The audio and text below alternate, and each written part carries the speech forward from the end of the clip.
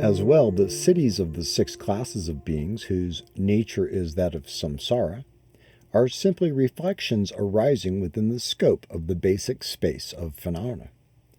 Moreover, the various manifestations of birth and death, pleasure and pain, are like phantasmagoria within this expanse, mind itself. Although they do not exist, they appear to, and in manifesting they have no basis. And so they are like clouds in the sky, simply occurring, adventitiously, due to circumstances. Neither existent nor non-existent, they are by nature beyond extremes, fully encompassed within the sphere of being, free of elaboration. Mind itself, that is the nature of awakened mind, is pure like space, and so is without birth or death, pleasure or pain.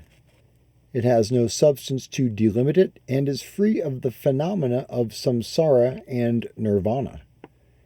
It cannot be characterized as something, and being an infinitely spacious expanse, it is unchanging, without transition, spontaneously present, and uncompounded.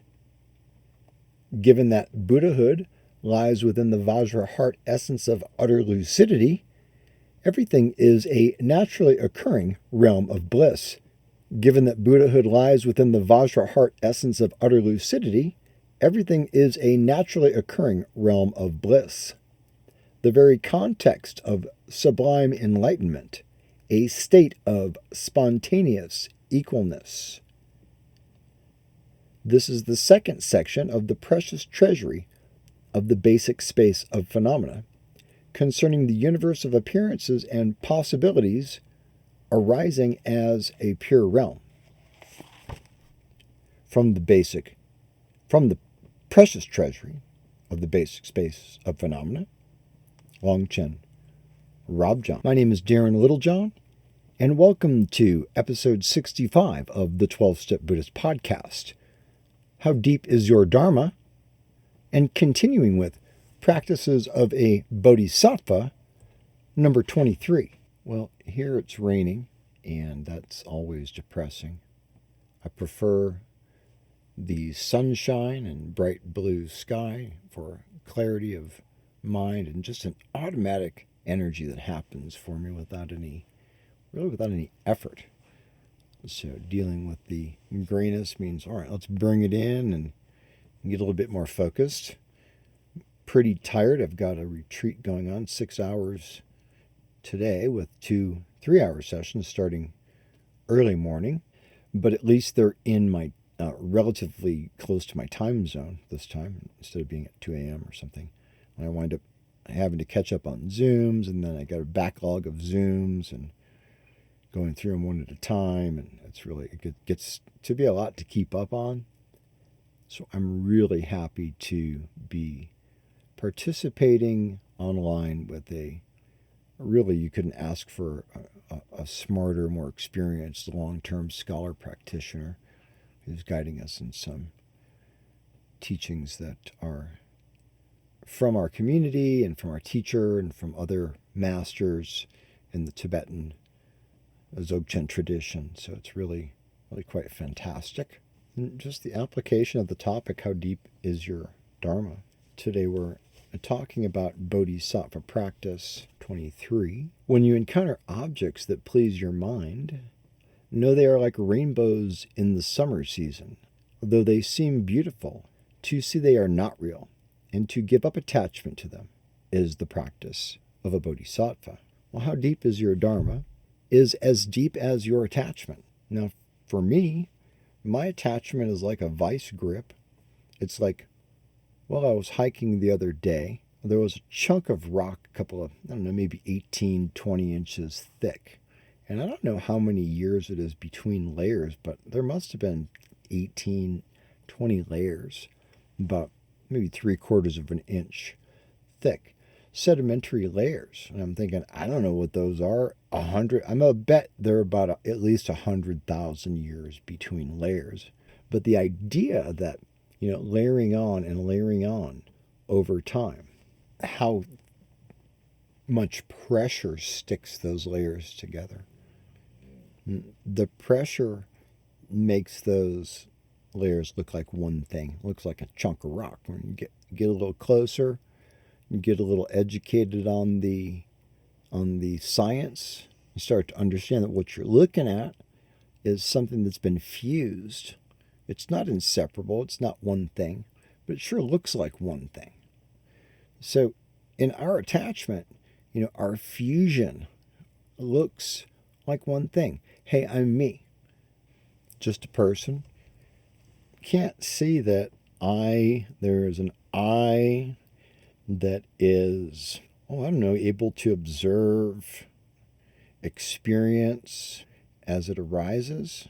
So what I generally refer to and think of as a concrete, inherently existent, solid, always the same, hey, I'm always me, is really, it's really separate. It seems to be the same thing. But how is it that I can be aware of, that I can observe myself? How is it that if it's one thing, that there's a possibility of the one thing observing itself? So there's an inseparability, and there's also the discernment of the separation of qualities. Why is that important? Because if we want to understand what's happening in our mind, what's happening in our addiction, which means we need to understand what's happening at an attachment level and going really beyond addiction, beyond the, say, addiction to heroin or cocaine or alcohol or something, however many ways it can manifest, and going beyond that, okay, now we're off of those things. How do we deal with the attachment that's at the root core according to a Dharma practice?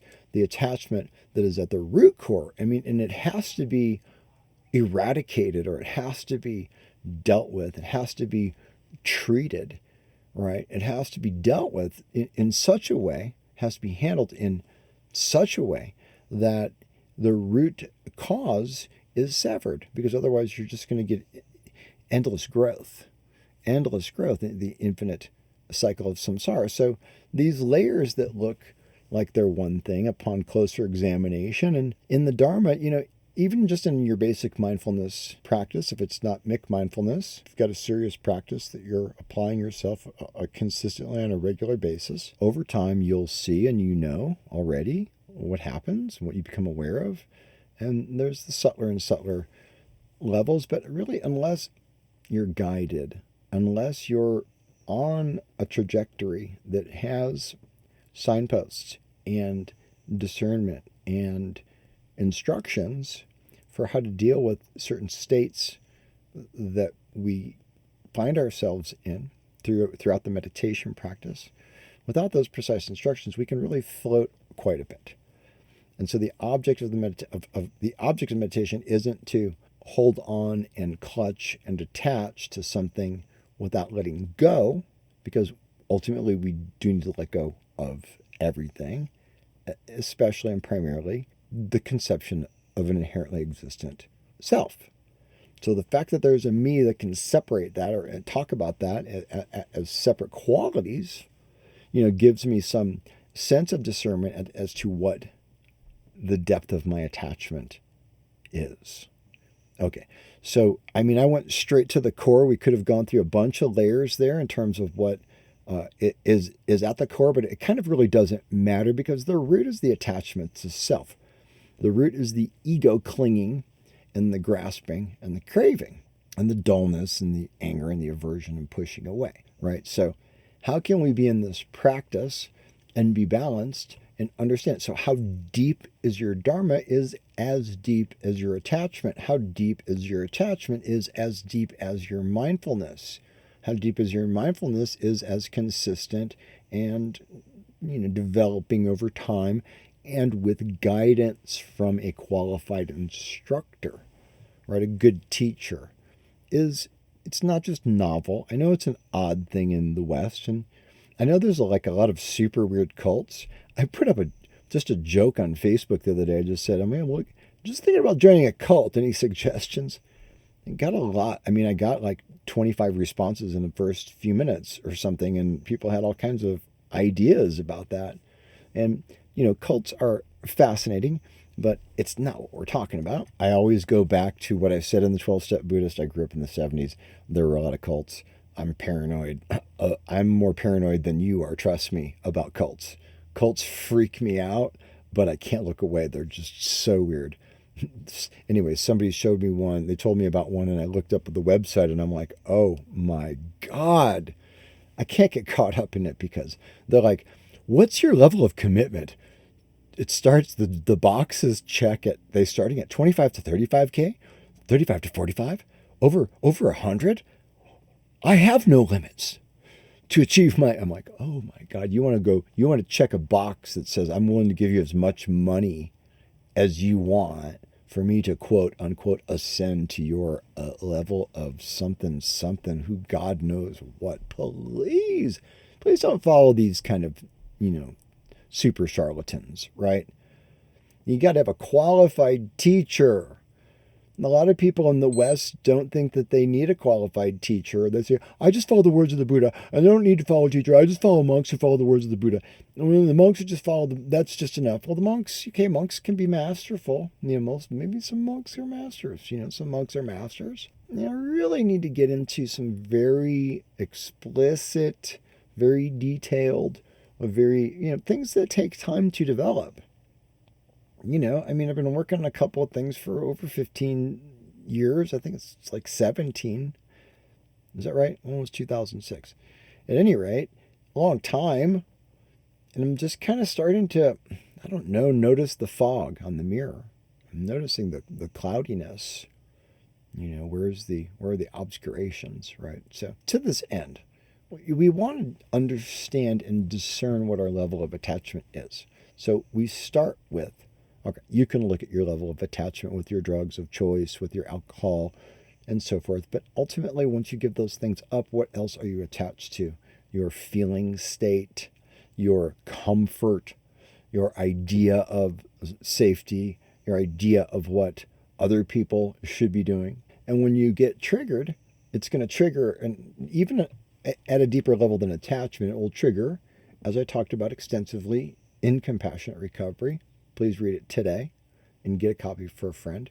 That you can get into these triggers which happen on a completely automatic, spontaneous level. I'm saying not spontaneous, but on an automatic level, they're triggered, and it's not really you being attached, it's just happening. Yet we can still get mindful enough to discern between the space of those pulses within ourselves, between those impulses. But we got to train our minds. We got to start somewhere and get there. What I'm trying to say to you is that it takes time to develop practice. It takes time to develop mindfulness, to develop focus, to let go of focus enough to then observe and be aware of and spontaneously and freshly present with all phenomena that arise. We're super hooked on our identity without a complete abandonment of self, a total loosening of the fetters of clutching and grasping to a sense of I, that is never more present than, when we're in a fighting mode, right? When we've got a position, I'm taking a position and I'm correct about it and you are incorrect, and therefore everything becomes more solid, more tense. But what we want to do is let go of the fetters, loosen up, and relax so that we can take a step back. But we're not. You guys, please don't confuse. And our teacher was reiterating this. It's a long-term idea, but please don't confuse this idea of trying to get in the space between thoughts and just like rest there, and that's the place that you want to be. Because that's really kind of like sort of like a meditative coma waiting to happen. I mean, you slide down a slippery slope where you're tuned out of things, and you're not really able to respond, and you become kind of in a space of sort of unconsciousness. This is a long-term problem, but the long-term effect, that practice doesn't lead you where you need to be. And where we need to be, and I've been saying this for a really long time, and we need to be able to be in the space of what's happening, the awareness of the energy of our emotions, the energy of our experience, energy of our thoughts arising, of our passions, of our dispassions, however it is, whatever end of this extreme or spectrum, on whatever dimension, emotion, concern, wherever we find ourselves, it kind of really doesn't really matter, because at the root, way down at the root, is this dualistic identity that says there's me and there's everything else. I'm outnumbered. There's a me and there's 80 kabillion trillion beings, infinite number of beings out there. Or this is just sort of a temporary illusion that's happening by some mechanism that I don't really understand. However, there are people that before the internet and maybe from different places of consciousness, different dimensions are written of. There are beings and practitioners who within themselves went into depths and states and recorded it, and had, their monks and scribes record these things, these mahasiddhas, super high power realization beings, not some BS weekend non-dual workshop that you take. Even if you're at Google, sometimes you get some of these videos, of people coming in. Anyways, I don't want to start slamming, things, but I'm saying look at legitimate teachers and legitimate teachings to guide you, because what they have laid out, what they've written, but I believe they do talk about these levels of discernment, but you don't get there on the weekend. You're going to go do some weekends, some 10 days, some month longs, and so on. You're going to develop that over time, eventually develop the ability to discern. So how deep is your Dharma? How deep do you want it to be? How free do you want to be? Do you want to be a little bit free? You want to be a little bit, you want to be a little bit free? I mean, when you're suffering deep, ask yourself, how free do you want to be? I mean, I want to be free. I don't know your life. I've had a life of misery. I've had a life of agony. That's a good band, by the way. I saw them in Dallas at the Starplex with Prong, Sepultura, and Pantera. I'm not saying there was LSD involved. I'm not saying that at all. But Life of Agony is a good band. And the idea, I have had long-term ACEs, long-term bipolar. It's, crushed my ability to function as a normal, person. It's really been disabling for my entire life, as far back as I can remember. There's a lot to work on. And for me, I don't have any qualms about going in as deep as I could possibly go. I don't mind going on an ayahuasca journey, or a San Pedro journey, or DMT, or MDMA therapy sounds very appealing. If that were accessible, I'd be interested in that, and so forth. There's many new things that we can do to come into deeper levels on a facilitated basis, right? So our trajectory, okay, let's look at it like this. Okay, are you Beethoven? Are you Mozart? Are you 5 years old and you pop out and you're like, and you're like blowing out these concertos and writing it all down, and you're like, hey man, come on. Is that you? I mean, are you Jimi Hendrix, Wes Montgomery? I mean, you just pick it up and go, and it's like wow, and it's like affects the universe, and everybody listens, everybody hears you, the birds stop, all the animals look. Is that you? I don't know. There's a couple of these here and there throughout time, but the rest of us might want to develop some skills and acquire some seasoning and get a little bit of that spontaneous fluidity that comes with doing something enough times that you can just kind of do it in a fun way without really thinking about it as much, like skiing, as opposed to the first day of lessons ever, a few years later, enjoying some fresh pow on the way down, shoot down Keystone or Breckenridge or wherever you like to go. Rich people go to Vail, but I'm not one of them. Do you see what I mean? It ain't me. I don't have a problem with understanding what needs to be done and what I need to do. I'm not saying that I'm very willing, even though, the ego is very difficult for the alcoholic, for the addict. They say alcohol beat us into a state of reasonableness, And then we got sober. I think we're just so belligerent. I mean, my ego, still to this day, I mean, honestly, without a drink or a drug, 17 years sober, sitting there just wholly and fully, completely embodied in addiction and just total sickness in addiction and toxic relationship. Like I didn't feel sober at all. Even though if I had taken a drink, it would have been I would have noticed how sober I really was. I don't need to be less sober than that. But what I'm saying is, these things are present. This attachment to self is present. And the attachment to self, the abandonment of self, is the crux and the core of all the spiritual teachings everywhere. It's always about service. It's always about compassion. It's always about giving. It's always about giving up. It is by giving that we shall receive. It's by understanding that we are understood. When you encounter objects that please your mind, know they are like rainbows in the summer season. Though they seem beautiful, to see they are not real and to give up attachment to them is the practice of a bodhisattva. Okay, so how to do that it's a pretty long-term process that requires commitment of noticing reality, the universe, as shimmering rainbow light. And I don't mean imagining it. It's not an imagination kind of thing. It's not something that we can create or destroy. It is in the Tibetan systems, the rainbow body, the attainment, the ultimate attainment, the dissolution of the physical into the energy, into the space of Dharmakaya, to the infinite Buddha state.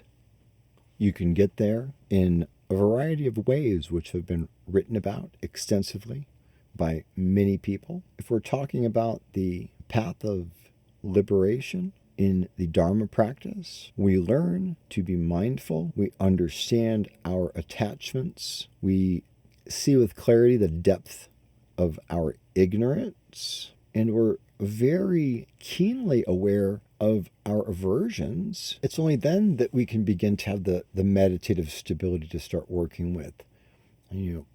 Very deep, very serious, long-term mastery of our condition such that we can liberate ourselves and become, as Buddha, a fully manifested, fully, totally realized enlightened being. And this is the understanding that we need to have in order to have the fuel and the motivation to do the work. If we've had no suffering, it might sound like a cool idea. I don't know how hardcore of a commitment you can give if you haven't been through it, but however you want to do it, however it comes about to you, you come to the position where you're kind of willing to go to any lengths to attain Buddhahood. And that's the depth of the Dharma that I got to be at, the length and the willingness of my commitment. And I'm not so good. I fail. I come in and out. I apply myself. I step back. You do the best you can, but you keep working on it.